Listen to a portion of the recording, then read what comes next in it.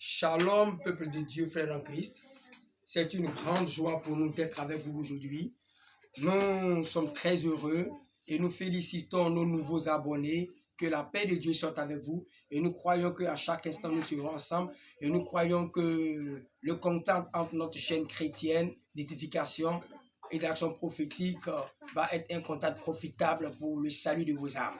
Frères et sœurs, aujourd'hui, nous allons aborder un thème qui est très important pour nous, mais nous allons le sur 3 niveaux, 3 parties. C'est la première partie aujourd'hui, nous faisons une introduction. Nous allons parler d'un thème, retire-toi de moi, Satan. Oui, et qui a déclaré cette parole dans les évangiles, c'est bel et bien Jésus. Et pourquoi Jésus? C'est dans quelles circonstances Jésus dit cela? Vous savez que le Christ était un homme, un être qui aimait beaucoup la présence de Dieu.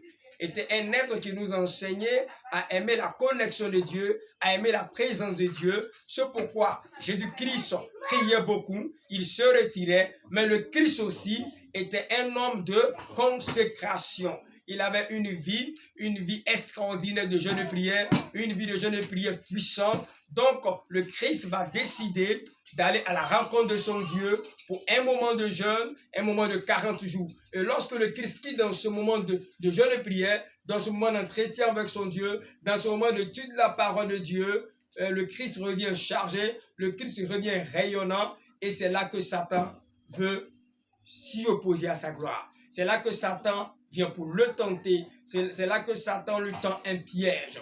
Mais vous voyez, la leçon que nous devons retenir aujourd'hui est que la présence de Dieu va déployer en nous ce qu'on appelle l'esprit du discernement. La présence de Dieu va déclarer en nous, va identifier en nous, va révéler en nous ce qu'on appelle l'esprit du discernement.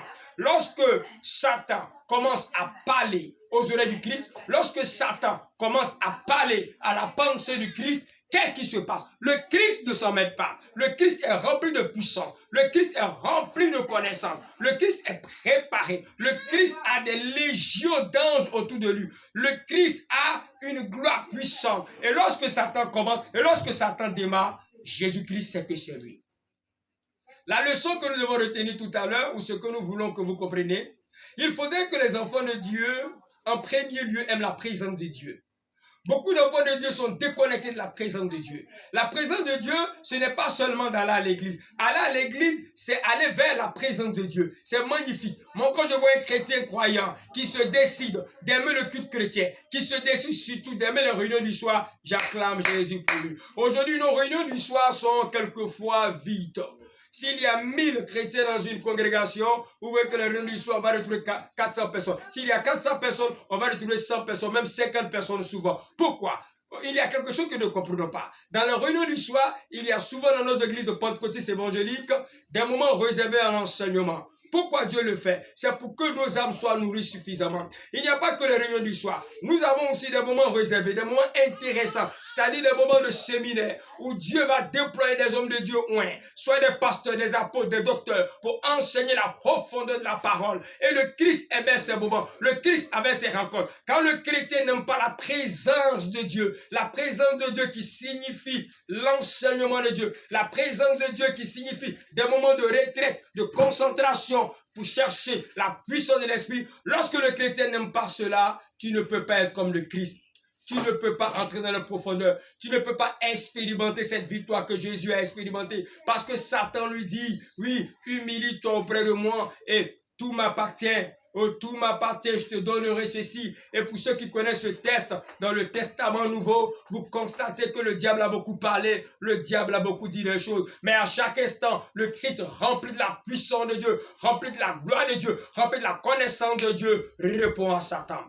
Et quelque part en bas de ce texte, la Bible a dit, le Christ va lui dire, retire-toi de moi. Et la Bible dit que lorsque le Christ prononce cette parole pour la dernière fois, Satan se retire de lui. J'aimerais que Satan se retire de toi. Mais cela dépend de toi.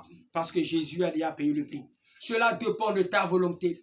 Pour que Satan se retire de toi, chrétien croyant. Pour qu'il quitte ta maison. Pour qu'il quitte ton espace. Cela dépend de toi. Oui, cela dépend de toi profondément. Parce que Christ ne peut pas violer ta volonté. Nous allons écouter ce message. 1 Corinthiens, chapitre 2, le verset 11. afin de ne pas laisser à Satan l'avantage sur nous, car nous n'irons pas ses destins. 1 Corinthiens chapitre 2, le verset 11. L'apôtre Paul écrit aux Corinthiens et leur fait comprendre que Satan, il ne faut pas le négliger. Il a des desseins négatifs. Ici, le dessein que Satan a pour Jésus-Christ après son moment de jeûne, ce n'est pas de le cajoler. Mais lui, Satan croit qu'il peut avoir toutes les victoires. Or, avec le Christ, Satan est voué à l'échec. Chrétien, tu as la victoire. Seulement sois prudent. Et elle le dit seulement. Premièrement, il faut aimer la parole, la présence de Dieu, comme je l'ai dit. Il faut l'aimer. Toi qui as perdu ce zèle, il faut le raviver. Et deuxièmement, il faut laisser cette présence de Dieu nettoyer notre esprit. Il faut que nos esprits soient consommés.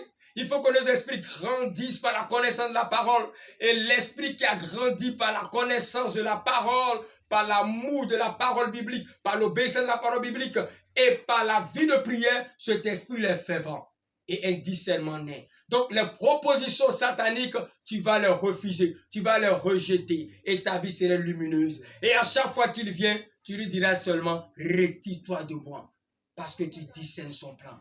Que Dieu vous bénisse. Cet enseignement est en 3 parties et la prochaine fois, la deuxième partie, nous allons un peu en profondeur. Mais ce qu'on retient aujourd'hui, il faut aimer la présence de Dieu, c'est-à-dire la connaissance biblique. Il faut aimer les cultes chrétiens. Il faut aimer les rassemblements chrétiens. Beaucoup disent ici, il y a tellement d'esprits, il y a tellement de mauvais esprits. Je ne vais pas aller dans ces jeux-là. Je m'en fous de ces esprits-là. Ils ont été vaincus. Pourquoi ce qui a été vaincu, on va prendre ça pour parler? Pourquoi ce qui a été vaincu, nous ferons la publicité? Je vous confirme ici qu'il y a encore des grands prophètes, il y a encore des grands apôtres, il y a encore de grands pasteurs, il y a encore des appelés, il y a encore des élus. Allez et apprenez, allez et abreuvez-vous à la parole de Dieu.